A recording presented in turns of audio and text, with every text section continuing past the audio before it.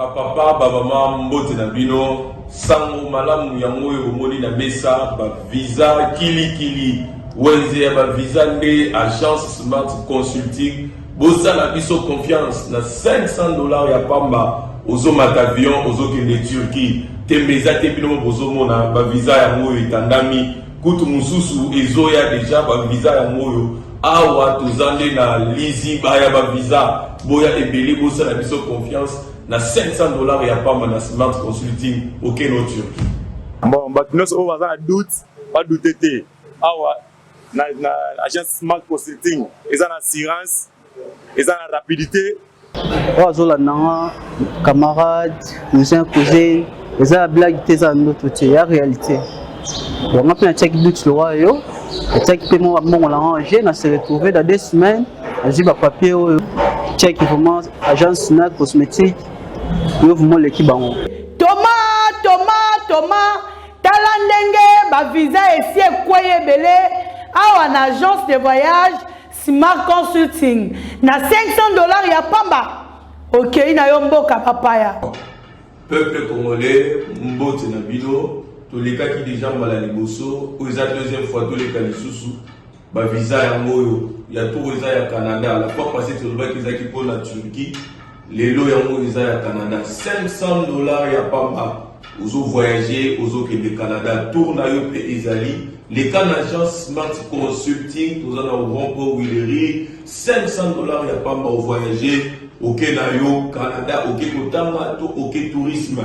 Tozo zela yo boya ebele na $500 ya pamba, bokei na bino na Canada, merci. Biso, tokolemba te kolobati. Agence de voyage à l'Okuta bako pakatambangu Smart Consulting bazabana Smart Consulting.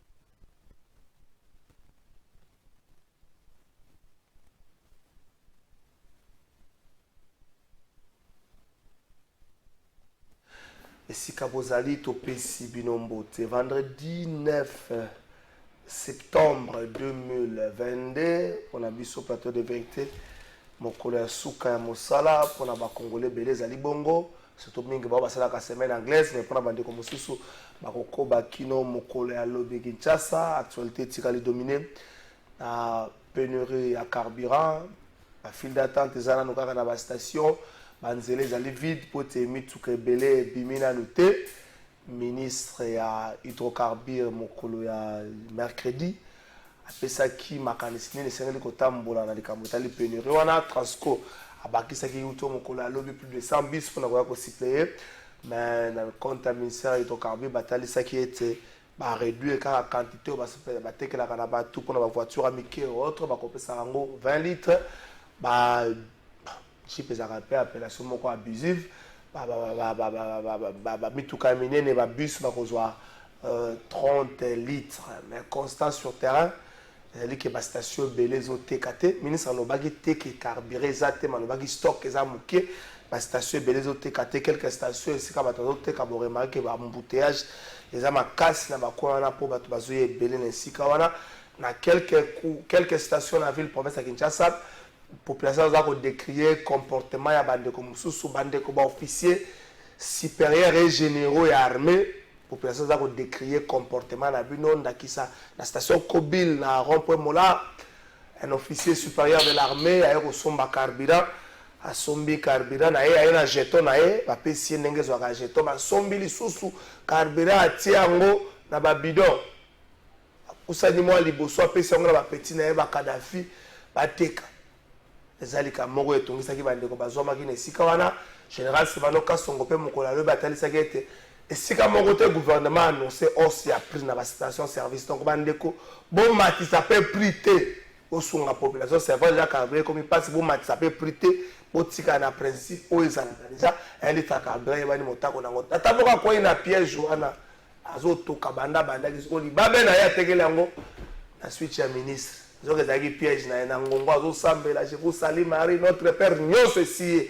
Nous espérons que bandeko bazo na station service bakosala yango police azo senga ministre pas senga yango lokola carburant zo mona na mingi te bacha batu na mwa lima pe na station de sorte que soki muta sombi atazi mwa 10 litres na bazo ntela ya kobimela keni Donc, vous avez 10 litres. Mais si les gars ont pour 4 démarrer, à consommer 7 litres place. Donc, moi, discipline à l'Ikambouana. Et que ça va mal. Mais Congo était kamité, Congo était kamité, car il y a un problème. Mais Congo, tout ça, awa. Il y a un conflit entre Matekina et Bayaka.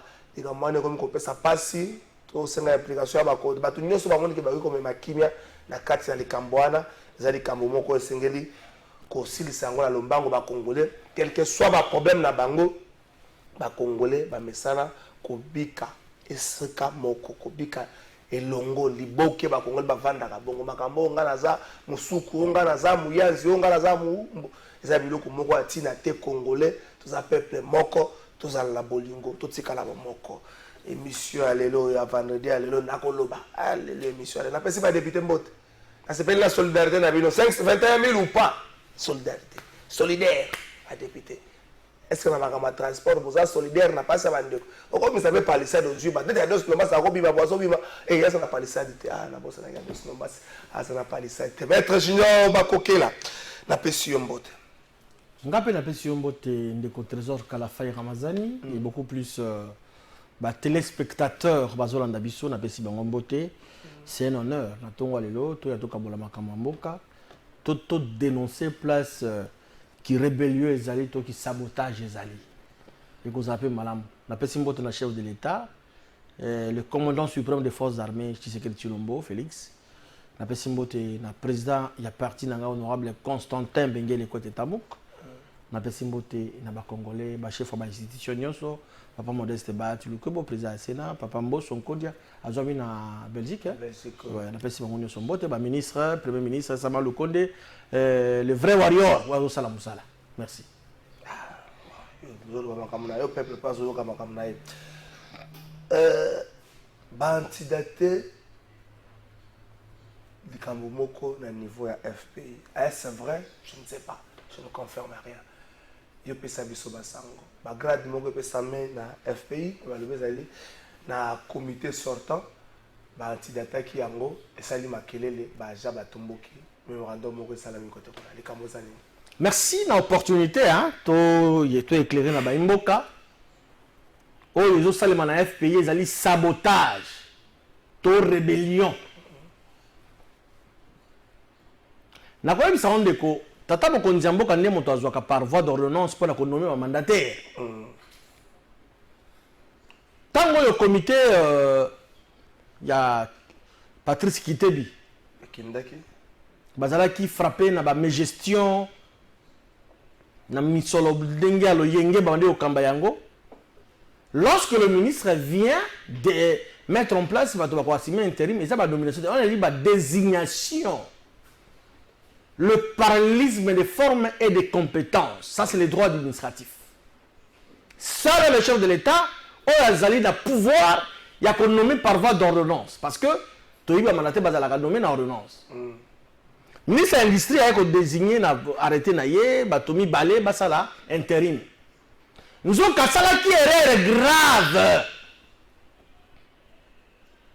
oh baloba na sukola makako longi ministre de l'industrie mais oui les choix n'étaient pas judicieux bato on attend ba koti ba komi mona ba komi lokola ba mandataire on va na plein pouvoir or ba intérimaire pouvoir à bango ezalaka limité bakoki koagir na bamprerogative mosusu te c'est cela que ngape lokola intellectuel communicateur nyonso akeli akomi koloba c'est que bato wana ministre nde bandeki autorisé bango basala badégâts basali ministre de l'industrie ezali syllogisme parce que elobi ke intérimaire aza na balimite baintérimaire oyo bakomi kokende ti kochange convention collective oyo ezalaki taillé sur mesure et babi pesi basoctroye bapouvoir illégal. Non, ministre Azali pour quelque chose. Au quotidien, c'est vrai. Ministre Azali pour quelque chose. Je te dis, mon frère. Oui, ministre de l'industrie Azali pour quelque chose. Na dégâts au salaire, na scandale et FPI. Ben, intérimaire, on a plein pouvoir pour changer petite convention collective. Sur base de quoi? Urgence, nous les alaki. Pe basali yango, na pouvoir, mi pesi et délai. Ndeko nangai tata mokonzi mboka amoni ki atia bato bakamba ba entreprise conformément à ndenge biso basouver la biso zalaki yo yebi komba na ngai bandaka la zalaki que balongola bato bazo skabama ben na FPI bato bele ba finga ngai aigri mutema mabe oh la zalaki visionnaire parce que la yebi bato wana ndenge modiso perande na bango tata mokonzambo a mettre en place samedi dernier yo mona tata mokonzambo a changé samedi 3 septembre lundi bato wana ba candidaté complexe ba grade na bato d'une manière ya moula pe ba candidaté yango grade ya commandement na FPI ezalaka ko relever na compétence ya conseil d'administration à partir à fonder des pouvoirs mtimata dans le baka na plateau na yo awa ezalaki na groupe moko ya ba agent ba benga bango ba Congo Airways avant de rater ba voyager tango nyonso ceux qui ba voyager ba ya na rapport de mission parce que bazali incapable ya kosa rapport de mission parce que bazaba incompétent bazaba élité bazaba FPI moko comme sous-directeur moko fonder des pouvoirs ça provient nous on se pose la question tozali wapi yango na sepeli lundi 5 oui mais bantidaté il n'y a jamais eu un crime parfait bantidaté yango le 30 août si c'est quelque chose comme ça moi je demande na sepeli d'abord na féliciter bravoure ya ba agent pour ba komi ko rejoindre ngai ba komi ko telema pe gobona na ba grade apesi kaka un groupe ya ba catégorie ethnico tribalo province moko o atia bango pour na ba contrôler la makambo.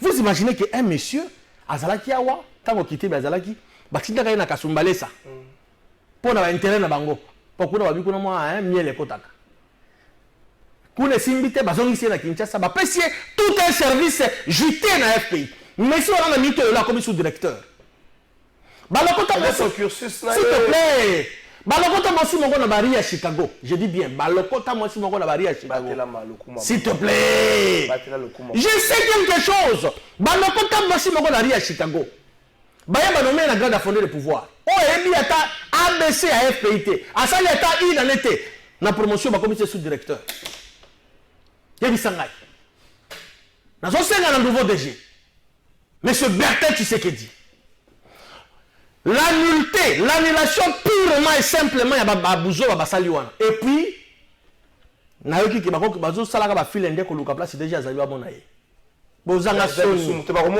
bazanga soni d'ailleurs même yokala c'est ça monke les jours on a nommé les samedi là mutu moka lobi ake pa luka déjà lobi ngani na ngali chef wa service tele oh papa yo mutu zalaki ko sala chantre ya mutu ba comité ya incompétent bazawana yo comme si on luka tala homme ko za versa ndeko kuna bango la commissaire ya comité ba incompétent bazobima wana ba commissaire yango ekoma eloko na bango mutu proprio la phase oyo ba agent basali memorandum moko bakonosi yango na nani pona hôtel ba adresser na tata mokonzi ya mboka le chef de l'état Fumu Alinto ba adresser na premier ministre ngana kondima te ke batika ba ministre à tutelle parce que ministre à tutelle ngana za ko suspecter na ba dégâts ebele tambi na FPI et puis que celui qui allègue les faits il faut na lobi na za ko suspecter OK na za ko suspecter parce que ba toi na comme na courage oh ba sala ba poser ba acte ya bo ministre à tutelle za wana azo so le côté pourquoi OK et donc mais également depuis samedi de Colombie une semaine remise de plus ça le matin le ministre titulaire c'est la secrétaire générale du gouvernement. Oh, tant qu'on attend la ordonnance pour le non. Le ministre ayant en charge, il y a tel est censé exécuter et non le secrétaire du gouvernement. En toute urgence, ça la remise et reprise. Incompétent, on va se retrouver dans la arme, dans la Bunagana et puis les Congo. Parce que la kisi limite. Il y a une subvention, il y a qu'on règle ma compte, il y a qu'on paie sa grade illégaux, na club d'amis et comment qui na FPI. Tata mo konzambo ka merci la délivrance sociale na FPI, l'entreprise est commis libérée, délivrée totalement. Merci maître Junior Bakokela. Nous espérons que démarche ya bandeko ya FPI va trouver gain de cause na démarche na bango et que ba grade wana soki moyen ezali ba ko sursoir na décision wana la promotion na sika ba pesi na bato mais avant que ce soit ango je crois que équipe mo commission mo ko tia en place pour na ko koyeba une commission sera mise en place pour traiter cas par cas et puis na émission la commission wana ndeko ata moto moko akozala victorieux parce que tout le monde ba tie bango wana boye baza ba copains les amis les petits moukala les petits Nicolas ba chéri ceci c'est là. Merci maître Junior, j'espère que commission rosateur koyoka motu moko na moko BTC na ba nomination ainsi que salamaki na BTC na tout na BTC pour comme directeur donc comme numéro 1 à BTC il faut aux allez ingénieur civil je crois la construction vous avez à peine 15 ans d'expérience tato azan wana azan a 22 ans azan a 22 ans d'expérience azan agent à BTC abanda peza ATB1 si a commis na niveau wana siko oyo batie a syndicaliste bazo boya ye bazo boya pour la balobi e pas la bonne service moko da technique koya ka mutu boya koya lokola moi libanga na loso za moi passe siko oyo batie wana est-ce qu'ayebi nanu mosala wana ayebi nanu ko comprendre BTC l'état luka ye ko na kango boye tokoya ko sisa boye asisi pe mandat boye à comprendre le Ronan T. Merci maître Gideon Nandengo Leki. Merci pour la précise ma casse de FPI. Bah que nous sommes sur la démarche na bango. J'espère que va retrouver gain de cause. Token la régie. Bon on a Robert Ali solo. Aïe aïe ba nomination ça ba problème est ça. Total la cérémonie à finale. Il y a tournoi de l'unité. Salamaki na monga fula finale ndenge betamaki. Tony moi ba azalaki présent na tournoi.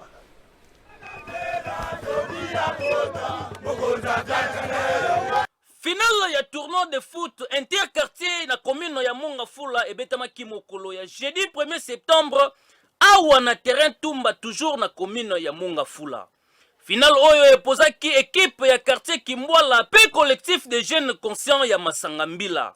Coup d'envoi epesamaki na ministre ya EPST le warrior compétent excellence Tony Mwaba Kazadi oyo a remerciaki les deux équipes finalistes na ba effort consenti. Après 60 minutes de jeu, score final 2-1 en faveur ya équipe ya quartier Kimbwala oyo ba remporté première édition ya tournoi de foot interquartier na Mongafula. Les 4 premiers, veuillez passer devant s'il vous plaît. Liboso ya ba équipe participante nyonso excellence Tony Mwaba Kazadi a remerciaki les organisateurs ya tournoi bana ya initiative Tony Mwaba bana ya Mongafula pe ba équipe nyonso au total 28 pe a procédaki na remise ya ba prix na les 4 meilleures équipes ya tournoi. Félicitations. Merci. Zola ozo prix na bino. Prix ya bino yangoyo. Merci. Voilà. En fait, Daniel a félicité notre initiative parce qu'il y a beaucoup de personnes qui a raisonné quand même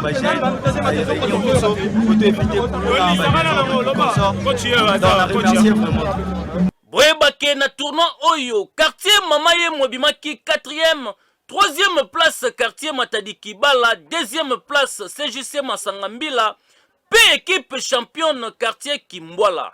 Excellence Tony Mwaba, champion de la gratuité de l'enseignement à Yebisi na bana ya Mongafula Nyonsoke, 2e édition et Kozala na vacances ya décembre, donc bah c'est préparé déjà avec impact na idéologie.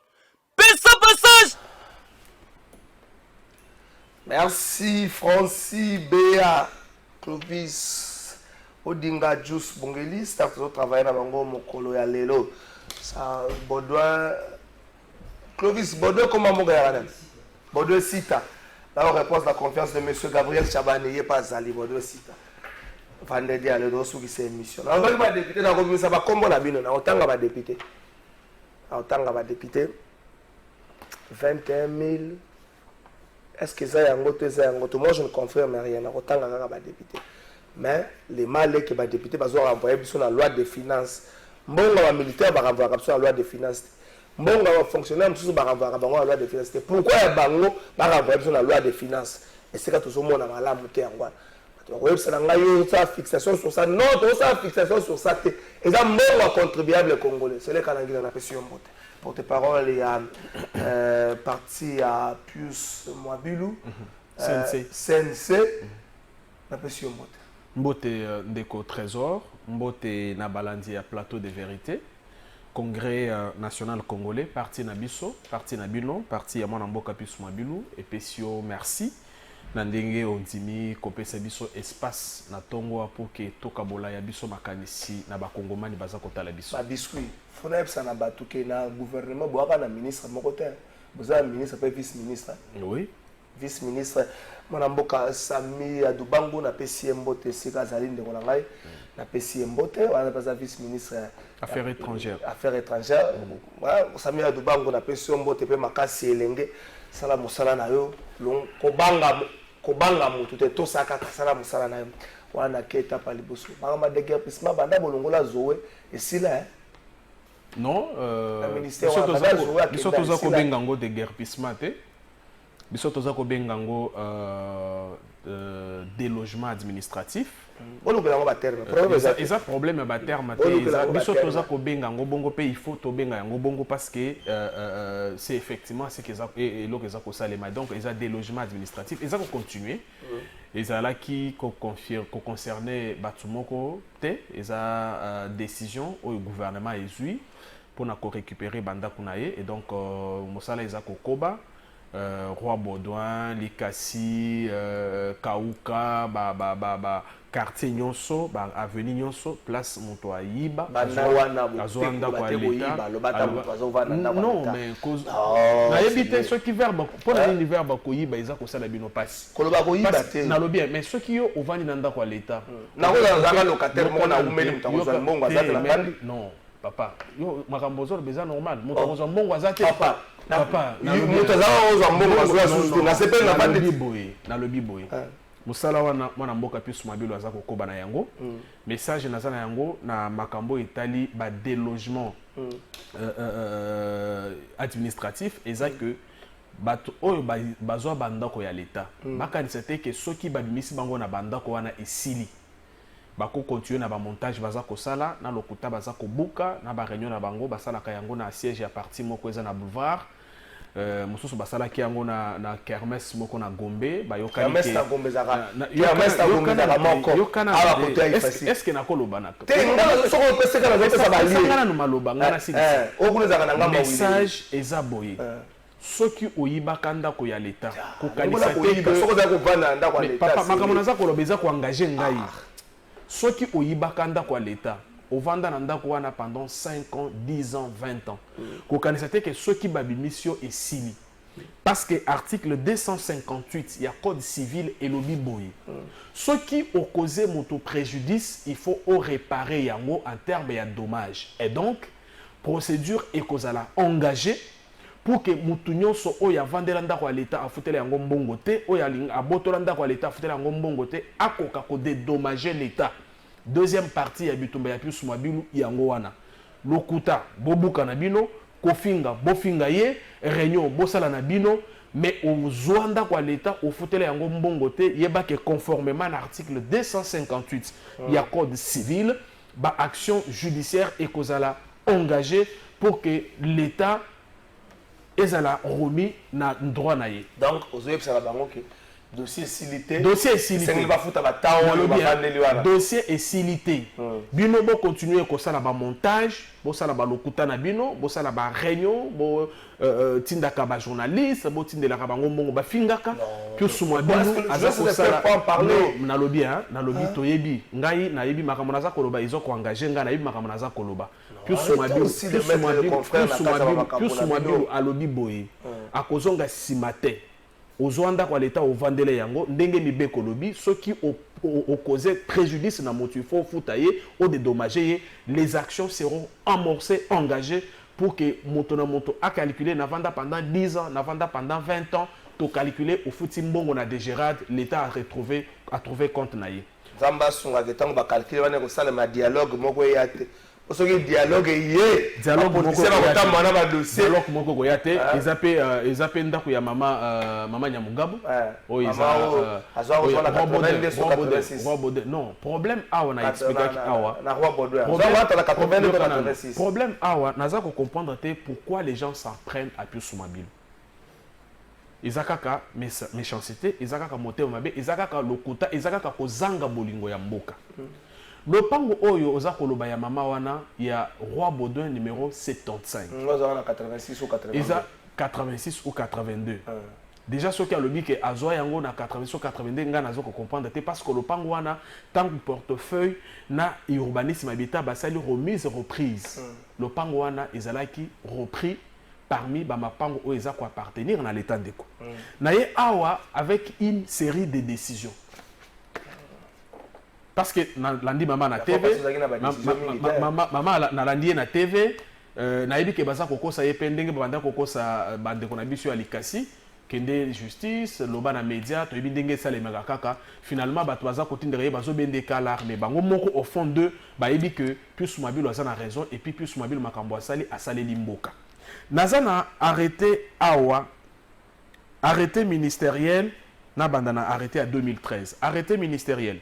Numéro CAB, bar 1000, bar 020, bar 2013, du 20... Non, Nazar, Nazar, journal officiel. Signé arrêté au ministre Fridolin Kaswech. En 2013. Au Komona ke, le Pangouana, Roi Baudouin numéro 75, Ezali. Ils ont comme ministère aménagement du territoire et urbanisme du 24 septembre 2013 portant identification du patrimoine immobilier du domaine privé de l'État dans la ville province de Kinshasa, référence Roi Baudouin.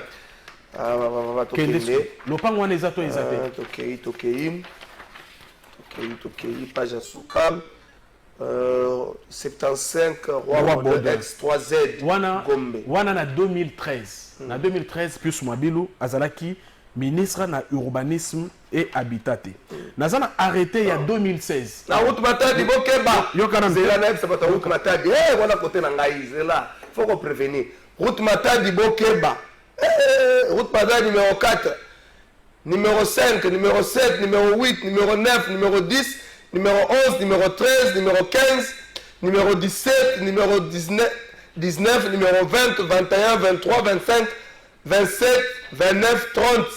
La route Matadi, numéro 3875. On a comment on va Matadi. Arrêté Moussous Eza Ao. Eza arrêté il y a 2016. Moto a signé un komona ye Omer Egwake. De Konangai au komona ke Roi Baudouin numéro 75, Ezali peut repris comme étant le pango au Ezakwa. Arrêtez Yangoyo. Il y a 2016. C'est là où on va te faire un peu de faut la tangata. Tangata papa. Arrêté ministériel portant révision partielle de l'arrêté ministériel CAB 2014 complétant l'arrêté ministériel CAB 2013 portant identification du patrimoine immobilier du domaine immobilier privé de l'État dans la ville de Kinshasa. Ok. Au moment que le Pangouana, Roi Baudouin a Soukakuna, ils ont repris. Roi Baudouin c'est Nana signé arrêté wana. Signé le 12 novembre 2016 au maire Egwakeng. Puis Soumabilou, Azalaka ministre. Nazana arrêté il y a 2018. Il y a Joseph Kokonyangi. Qui a fait non s'il vous plaît au moins il a eu une série d'arrêtés pour na kola qui sabino que eza campagne boza ko sala wana te le 12 décembre 2018 Roi Baudouin eza repris comme mais ce qu'on a za ko mituna tango ba ministre nyos oyo baza ko signer ba arrêté oyo ndeko baza ko notifier ba mama wana o baza ko fana mapango wana et lokoni basala ka pona ko yebisa bango ke lopango wana eza binote eza ya l'état te eza ya ngai c'est comme ma béni ni pe sumabilo le biso ki asali soki a lobi ke tozongi c'est la l'état mapango na ye okomona que puis sumabilo a respecter kaka mibeko okomona ke puis sumabilo mutu azo mapango nyonso wana te apesa ngo a reprendre ngo na ba arrêté wana okomona pe ke mutu moko te ataka ba arrêté nyonso wana depuis 2013 2016 2018 mutu moko te atikala ko kenda ta na justice pour na ko attaquer ba arrêté wana et donc bref tout ça là bref na sukisa nana puis sumabilo aza ko sala kaka l'état musala règlement des comptes moko ezate parce que y était monto signé ba arrêté wana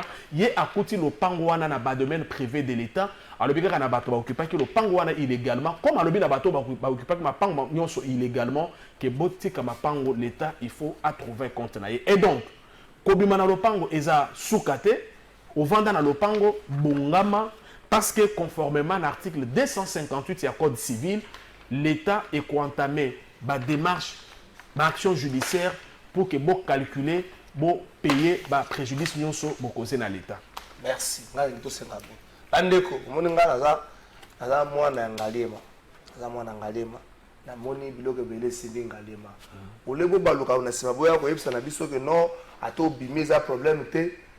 Mbongo faut futa ba calculer eza mwa malamu. Na dégérade. To tika tout ça là-bas, tout ça va africain, mon africain. Siko l'État te papa. Zela na pesa makanisi. Yoka ngai. Oloto kenda na makambo batu ba ko futa ba mbongo tout ça là-bas. Naza mokumba ko sensibiliser bandako eza bandako à l'État. Lelote lo babiso makambo. Naza mokumba ko sensibiliser bandako eza bandako ta comme ça bandeko. C'est un chose rare, dans ça l'année prochaine. Mbongo wana wiko éviter, wiko garder yango, hein? À côté de ma moni ngalema na moni zebele ngalema tiba ipeni kuna kota telecom l'état na moni et ko sala reta avenue terrasse banini na moni za dit que bato baza ko futa bato na butu ba futi bato bolo ba boy bo finga boy mais mutu moko te aza ko la kisa preuve o eza ko la kisa biso ke ndako wana eza yaye et que puis sumabilo a régler les comptes au lieu bato ba brandir ba dossier oyo ezokolakisaki mapango eza na bango baza kokende na Facebook na WhatsApp bafuti basombeli bato bamega bokende bofinga ndenge bolingi plus mabilo kozonga nsima te ovandela ndako ya leta kokanisaki soki obimi esili te papa esili te mama leta ekokende na justice pour que ezala dédommagé pour que préjudice oyo bokoze na ye ezala payé andeko tina baruku ndako ya leta ezali numéro 100 non 1438 100 logis barumbu ndako ya leta ndeko monga komia bonjour ndeko trésor yebisa ndeko ya Pius ke azoboma nzoto pamba pona Pius po soki poste ye akotia famille na ye tuna ye pe soki makambo ya garantie locative et comme effective donc King Bonga depuis Gombe eza lelo moko te bozo tatabana garantie locative. Non, garantie locative. Il faut Makasi, l'État a koufakate. Puis mabilo lobakango tongo bidi po. L'État est koufakate. Yango moni atabatu oyo ba yiba l'État on a zoaka na 82, on a zoaka na 81. Prouver bisoka ka ozwaka légalement. Si maman Nyamugabu ba yebisie bon, comme on le dit que yo ofutaka mbongo ya lopango wana na banque, va alors à la banque et la banque te donne les bordereaux et versement. Akenda teti lelo. On comprendra que au fond d'eux, bande ko basala ki makele la pona ndako alikation. Au fond d'eux et même à côté bazako loba que non, puis soza ko sala musala malam tozwaka. Mais parce que bazana mission ya ko diaboliser, nde bazako kende na Facebook na nini comme si ceux qui ba komi na Facebook depuis ce mobile wakotika musala za kosala la mboka conformément na vision ya mokonzi mboka mwana mboka Félix Antoine Tshisekedi Tshilombo garantie eza loi depuis 2015 non toza ko biloka pepe yokana nte na garantie locative loi elobi ke ezala ya 3 mois pour na bail résidentiel ezala ya 6 mois pour na bail socio-culturel. Mon conseil alobaki que il fallait tout banda par le commencement, donc il fallait tout banda la campagne de sensibilisation parce que au moins que Mobeko wana ezako existait depuis 2015. Mutumo côté attaché, attaché à respecter yango. Mais comme plus Mwabilu, kolandi samana orientation ya mokonzi mboka azako travailler na cadre de respect à Mobeko alobi, Mobeko wana ya 2015, il faut tout respecter yango. Mais tout ça comme ça Mobeko moko existait depuis longtemps et que ba prédécesseur na yeto ba tosusu ba leka ba mipesa souci ya ko vulgariser yango te, toza na phase ya vulgarisation. Parce que loi ya 2015 ko tangi yango ezako prévoir 10 emprisonnement pour na bailleur to locataire ou azako to sa Mobeko wana te. Pour na ko respecter Mobeko na banzi congolais nyos il faut azala mobiliser et donc mutu moko tabi mo pepe to ça na phase il y a sensibilisation un peu comme commune monga fula par exemple bato saka principe na monga fula habitation za pas sokuta 5 mois ça plus 3 mois monga fula même ma commissionnaire mais soko bandika wileri banana régie des autres na stade de Martyrs et donc on a koloba eza ya solo tant que to salaki évaluation to moni que na ba commune mususu effectivement loi bato bandi ko respecter yango na phase ya sensibilisation ba commune mususu batetu baza un peu comme tant que to bandi makambo ndako tant que to bandi batie commission en place ba identifier bandako eza na ba kongomani mususu bango moko ba miyelaki ba présenter situation na bango ba ke ko régulariser na banque na bita chose à comprendre c'est-à-dire afin d'aka na ndako l'état aibi ka futi tant commission et sale musala yebi c'est que te andimi nyongo akei na banque a futi besoin coder eza na batetu mususu akanisi ke ye azali kolo mibeko ye ko kendete parce que yé alingaka sur le pango na mayu yango to sali mise en demeure to respecter procédure les autres sala des logements administratifs et ça ndenge moko to lobby que loi et lobby garantie locative 3 mois pas plus pas moins loi et prévoir emprisonnement pour na bailleur to commissionnaire o yaza ko respecter yango mais na opesa na commissionnaire belebo kanga na lobby mais tant vous paye mon salaire à commission écosile on va passer à l'action kaka yo muto za ko lo bongo ndo ya susu awa o bokangisi mutu tel boza règlement de compte pour za mutu ka parti politique tel kaka yo mo pensa ngo ba ya ka yepa na bino yeza musana bino ko sensibiliser bango ko yebisa bango ke lo pango ya l'état eza lo pango na yote ofandi comme locataire futa ko kende na victoire te ko bando ko beta bikanda mayuya oyebi c'est biso que vous avez un certificat d'enregistrement tandis que l'état est désaffecté ndako na yangote l'état est attribué ndako na yangote ata instruction en mokonzi ambora il faut précéder les deux premiers actes et pesamité et donc plus mabilu azako mérité je pense respect azako mérité accompagnement ya ba kongomani bonso parce que musala azako sala l'état bandako azako zo kisango na l'état ceux qui osa locataire à l'état mbongo bafutaka na DGRAD yango omoni que les recettes na ministère ya urbanisme habitat eza quadruplé. Climat des affaires, nous sommes passés de 7% à 63%. Et ça, mon sake, mon sala, moi la mboka plus on sala, ba kongomani ba sepele na yango, ba kongomani baza ko lingango, pe baza ko accompagner yango. Tout le monde a l'habitude depuis les bandes en mboka. À plus 33. Yo za na ministère. Nga naza na ministère. Ah, vous avez déjà un ministère. Naza na ministère, naza coûte chargé ya communication, ya commission, o e bandako identifier bandako. Donc makambo na yebango malamu. Ok, de quoi d'autre n'a pas quand c'est le rôle de porte-parole à partie. Naza chargé porte-parole à partie, oui. Bien sûr. Le ministère naza directeur de presse, il y a ministre, pe naza qui chargé à communication, il y a commission où ils ont qui chargé à identifier bandako. Donc ça comme naza ko yeba malam. Ah, donc yo quota. Ah, on ne plus pas vu la paix ça fait. Après ça. On soit na quota na Pourquoi tu as le ministère? Oh, mais moi je travaille avec le ministre plus mobile depuis longtemps. Yo zoate. Na Azan a parti. Nanga. Wana muto formanga. Azan a parti. Mais si maître Harold Badi Atika cop na bisa micro ko da ngambo ya toge. Non, mais na parti PAZA seulement. Sans poser question, on va répondre. Sans poser question, on répond. Parce que la musique, on va na zela no na retourna mituna ba plateau ngai. Awal badi banga na pesi mbote atika musala na biso ya micro na kokoma akota na ngambo ya ya robe noire. Awal badi banga azaka na parti. Asa membre ya parti. Ya zoate. Yo kanante. Yo vous posez une question. Na lobby que Harold Badi Banga. Mon maître. Asa membre ya parti. Seulement ba charge asa nango na parti et ça peut permettre yete aller kakana TV ndenge bomesana ka komona ka. Ba charge en tant que responsable ya parti, il fait partie des cadres influents ya parti na bureau politique. Et donc, ça peut permettre peut-être aller à TV ndenge banda ko le comme aza malam to zala kina yena matanga camarade de moko ya parti à Kofaki weekend on était ensemble et donc bo na yebité pour la ligne bino bolinga créer kaka débat polémique autour ya rôle de Badibang. Yo besoin dans le ministère. Nasa na ministère. La famille à ministre. Nasa famille à ministre. O komi nini na komi avant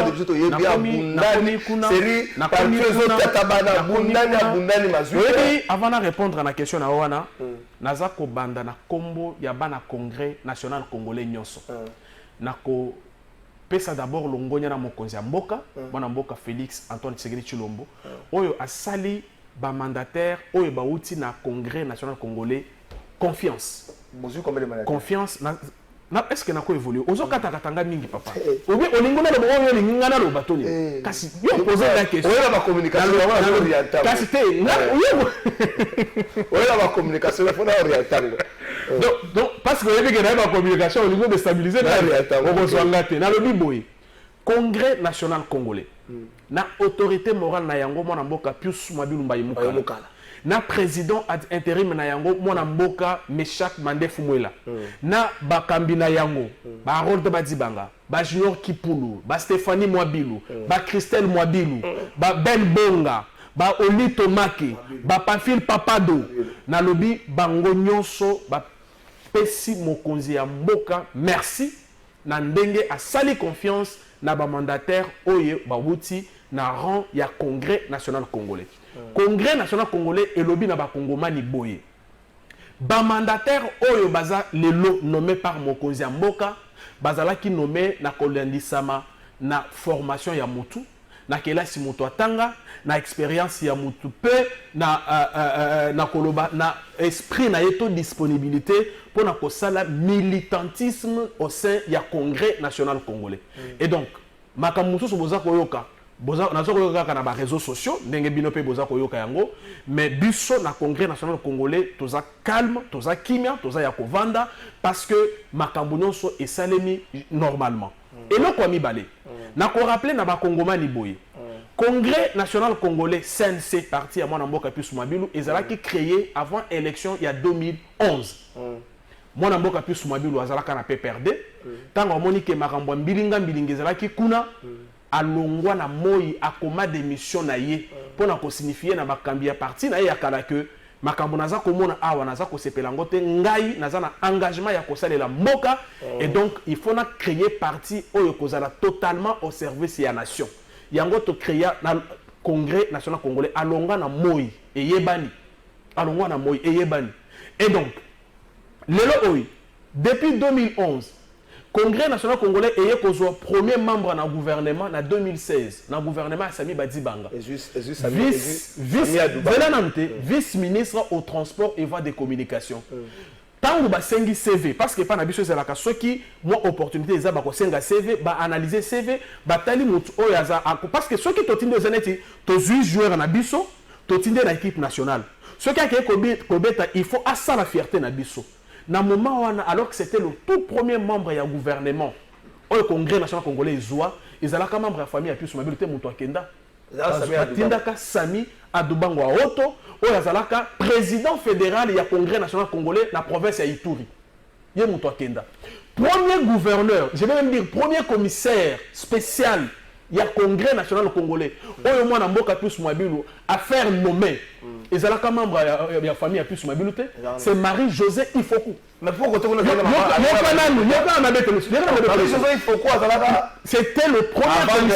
c'était le premier commissaire spécial oyo mokonzi na biso mwana mboka Pius Mwabilu affaire nommée tant baza ko nommer ba commissaire spécial azalaka membre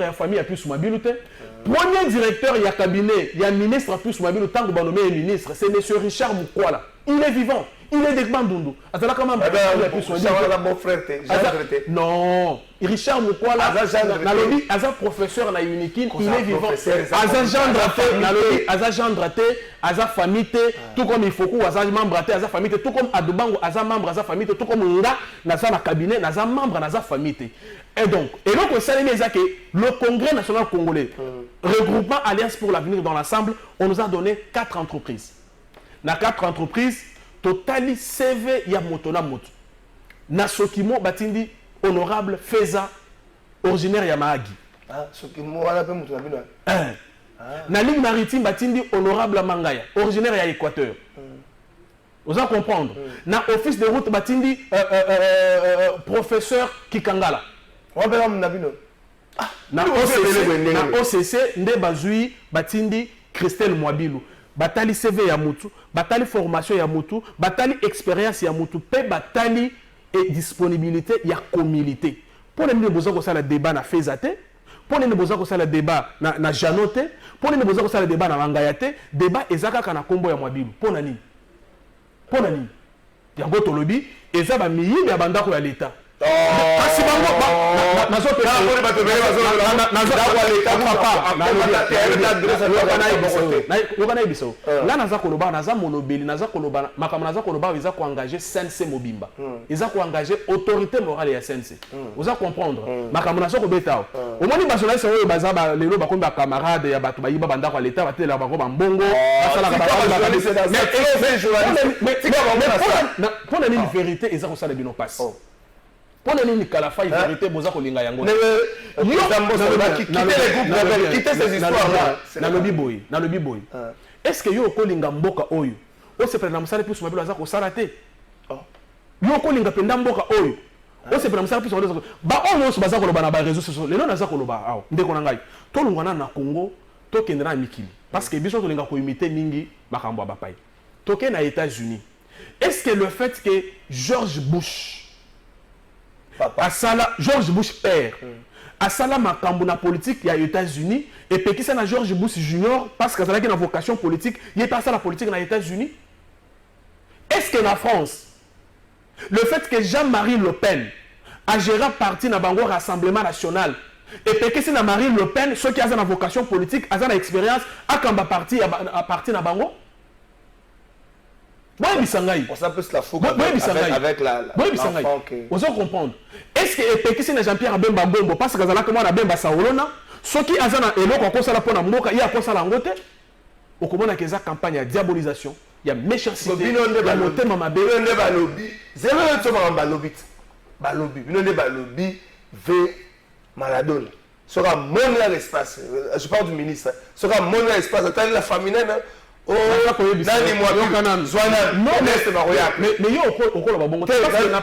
je dis bien balobi. Si qu'on a lobby, vous créez parti en 2011. Vous avez premier poste ministériel en 2016. En principe, ce que logique on est là, il fallait monter famille à Kenya. Je vous apprends que Sami Adoubango à Oto, quand on les fait nommer vice-ministre, il ne vivait pas ici. Non, il n'était pas Kinshasa. Il ne vivait pas ici. Vous allez me dire que Sami Adoubango à Oto est de la famille du ministre? Botika. Problème est que les solo. Ministre Moko Yakala ya santé. Azako on a problème dans l'hôpital du cinquantenaire. En principe, sa place en prison. Parce qu'il y a un bon hôpital du cinquantenaire. Na DGA Moko, na DGA Moko Yakala ya Ozefrem. Babengana yepona moyibi na immoralité na Ozefrem. Bakota ina kermesse Moko na Gombe ao. Balobi que makambo toza koloba wana toza koloba kaka parce que tozu mission ya ko diaboliser plus tozu mission ngai na ko livrer une source. Moi je suis journaliste au départ, je suis journaliste de formation yango na lobi na bango boy bako sala ba réunion oh basala ki na kermesse eza muke ba yeko sala mususu na siège na parti na bango na Gombe ao ba continuer lisusu na boulevard ah ba siège na parti na bango na ba c'est pas mususu wana ba continuer na DG oyibi na lobi oyibanda kwa l'état. Non seulement au Kobima, mais l'État est dans la justice pour que au dédommagé. Et donc, bref, ce qui est la situation d'Engen a présenté au Komona que Christelle Mouabil, tout comme Feza Motema, tout comme Patrick Mangaya, tout comme Jano Kikangala, chacun a mérité. Dans l'entreprise comme office de route, tu ne vas pas envoyer n'importe qui là-bas. Dis-moi, est-ce que direction générale office de route, tu vas prendre Kalafaï parce que Kalafaï habite, je ne sais pas où, au Tindaye? Je te dis que na bureau politique, regarde. Non, biso tozui ebele, na yebite ceux qui ont ebele ou pas, mais ceux qui, est-ce qu'on a un message, il y a mon conseiller parti na biso, mon amour comme Meshak Mandef, a ebisi na ba mandataire union sur le Congrès national congolais. Que bota la mosala autorité morale a sali na ministère de l'urbanisme habitat ko finga ko kosela ye makambo aza kozonga simate parce que au CNC nous avons un principe servir et non se servir. Donc message à Congrès national congolais na ba mandataire na ye ezaki bokei kuna bo travailler na kolandisama na vision à Mokonzi Mboka lobby le peuple d'abord na premier chose ko sala ozala na OCC ozala na Sokimo ozala na ligne maritime ozala na office de route peuple ba agent ba trouver compte na bango bitumba ya plus mabilu yango wana alobi DG ya moko azalaki na chef frère mondial nazomona elongi yango est-ce que natanga ngai natanga ba kombo ba tuté nga ba kotanga ye bon soko yebi na ko ba teke za ye na ko tuna est-ce que za ye obi de ça va venir chez frère alongola ye na ta personne siko na zela yo kana mte na si tu les ngai mais mituna na yo pe uzo tikela ngatanta zela o solo bit est-ce que na zo banga ezala pe okota na ekiri ya bato bayiba bandako ya leta na bandi ko bangela oda accusation na bandi ko bangela oda accusation soki omoni mikolo oyo omoni journaliste aza kokoma bikomoko na réseaux sociaux yebaki batindelaki ye pe bandako ya lopango ya leta bayibaki na Gombe batindelaki ye mwana déjà yango azalaki na chef frère azalaki na chef frère na banini na okozwanga na sio wana te matata usasu na dibanga namoni déjà on sait na kobenga une émission soki na bengi bon comprendre na kobenga monsieur déjà mais respect et on a retourné est-ce que yo na ko fana asuka émission pe na kobenga na téléphone donc ndeko na nga okomona que bato baza na discours te et puis na yoki débat moko awa oh moto tel aza na expérience te bango bazala kasi na ko na mama expérience oui biki tokitsa mkongo oui que madame Christelle pe sangone pasala ya mabe en décembre oyo azalaka mpe sina baconfrère wana makambo ezalaka lokuta mais so babeta wawa ndeko na ngai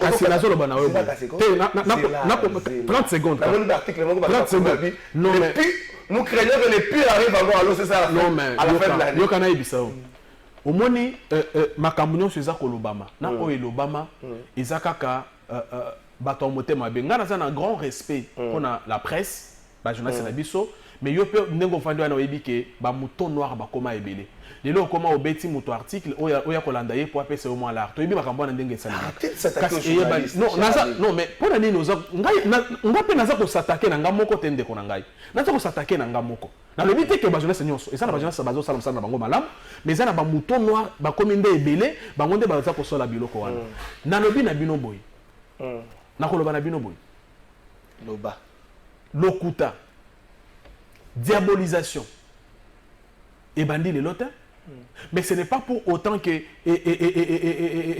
elongola bato mosusu courage ya kosala mosala naza koyebi biso nayoki débat obandi mpe de kobeta yango débat autour ya expérience bango nyonso bazobeta masolo ya expérience awa babombarda bango nyonso awa à un moment baza bango nyonso baprofesseur bango nyonso bazalaka baprofesseur oyebi titre ya baprofesseur politiquement acquis et comment qui ebele oyebaki na mboka oyo qu'est-ce qu'ils ont fait pour le pays bango bazalaki na expérience qu'est-ce qu'ils ont fait pour le pays qu'est-ce qu'ils ont fait pour le pays à part koyiba nalobi yokanan te nalobi bango baza kobeta masolo ya expérience balobi ke camarade Christian aza kobenge camarade parce que aza compagnon de lutte na ngai aza compagnon de lutte na ngai na bastant ebele nalobi na badescente ebele tosala so otali na maluku otali na kisenso okomona président mais chaque okomona SGA Christelle okomona nga azalaka SGA secrétaire général adjoint chargé à relations extérieures à parti combattante militante donc la de parti nalobi papa nalobi militante au vrai sens du mot à part le fait qu'elle a étudié et université où yatanga na Afrique du Sud ce qui botie ba tebele bazwa ba titre awa ya ko sombama ya banini awa ba ko zwa 20% kuna tikana le ba vérité parce que bazwa ko beta masolo expérience bango bazana expérience basali na mboka à part koyiba basali à part koyiba mboka basali asali na noté non depuis qu'on a fait la DG avec la gestion quotidienne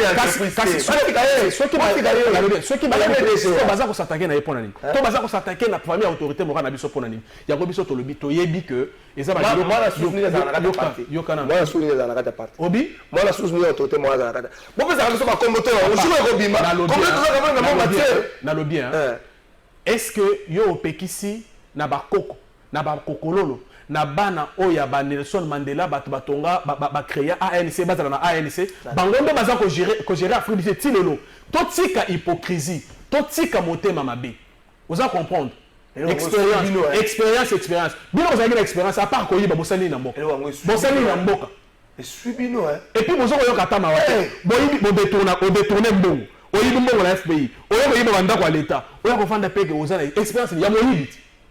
Alors, ceux qui ont l'expérience à Moyibi, ceux qui ont l'expérience à Moyibi, botika bato oyo baza na expérience ya mosala pe susi ya kosalela mboka basalela mboka Suibino. Bonjour Trésor, tout là, ndeko ya Pius Mwabilu, toyoka kenda kuya 10e rue ezalaka ya ligne aérienne congolaise, eza occupé na famille ya badinitaire, penda kuya bibliothèque nationale, ezali occupé na même famille, bazali komona yango te. Tozali sous koyoka ke RTA ezali na immeuble ya l'État. Baza komona yango te, RTA na immeuble ya l'État, parce que ça kana na ba chaîne RTGA kuto eluwaka. RTGA is a RTGA lopango wana eza RTGA te RTGA eza baza ba locataire comme bato so baza na baza ba locataire oza comprendre et donc musala eza kosalema malamu makambo esalemi ba nomination biso to yambi yango na esengo moko kondima te omonaki ngate nazo yemba na nini na siège national ya parti jour mokonzi asali point de presse omonaki te nga na obine parce que na biso na congrès national congolais tobenganaka biso nyonso camarade d'autorité morale camarade SGA camarade président national camarade national ainsi de suite eza appellation moko eza koaffermir balien na biso mais eza consolider pe unité na biso yo oza mopanzi sango yebisa na bato oyo ya mitema mabe oyo baza kokanisa ke soki babimisi bango na bandako bayiba leta bakoya korégler compte na bango na kobatamaka na bakafe na babar na matonge kosalaka kolobaka lokuta ke lokuta na bango ekochange eloko moko te bonjour ndeko journaliste yebisa ndeko na biso yebisa ndeko biso awa na machine na Siforco toza na arrêté ya désaffectation ya ministre Pius Mabilu Mengobila abuki biso bandaku ye alobini biso tolobi boy loi epesi biso procédure ezala Pius Mabilu ezala président d'abord du Tomakutu ya mokonzi mboka yango wana ezaka mibeko ezala respecter ceux qui bandeko bamoni que baza lésé les voies judiciaires sont ouvertes. Il faut que bas saisir une autorité compétente pour qu'on tire les choses au clair. Parce que moi, je ne peux pas me prononcer sur une affaire. Alors, quand on a arrêté, on a arrêté, comment on a prononcer? On a arrêté, d'autant plus que les autres, on a bilinga bilingéneki, mon toko vanda boy depuis réseaux sociaux ça, au moment qu'il est tramon ko battribuer qui biso ya lokuta ba sala ki na ba réseaux sociaux. Wana zela ki na la boa. Wana na boa ba miyibi. La boa ba spoliateur. La boa ba inyamboka. On va comprendre. Et donc, ceux qui battent à mesure, il y a qu'on fait d'abord le ba communauté tramoko ba sali. Les gens de ba yibi. Et donc,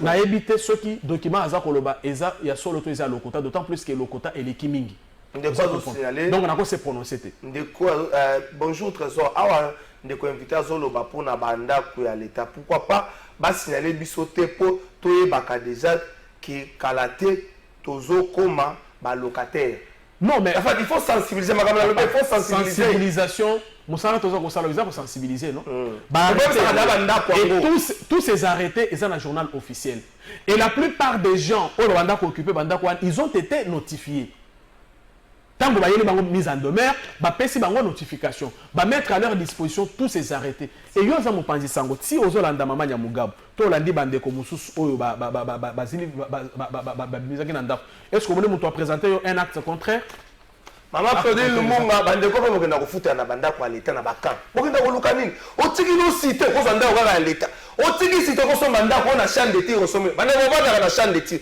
botika na yebisa na bino lelo leta kufaka te akufaka te kwa okenda ko so na chambre de tir ba ko boto na bino ko kala te soki boyebi te za na soldat mdazo yebisa bino ba ko boto na bino ko kala ndenge bandi bo ko tomanda ko leta ko boto na chambre de tir na yebisio non seulement akoboto la article 258 il y a code civil et ça clair. Tanga ba message de. Ba message nous on a sepelé ndenge ndeko sele à lobby vérité na plateau na yo pour ayebisi biso ke ba pesa ye poste kuna donc to comprendre déjà ko loba ya pamba. Je reste lié là.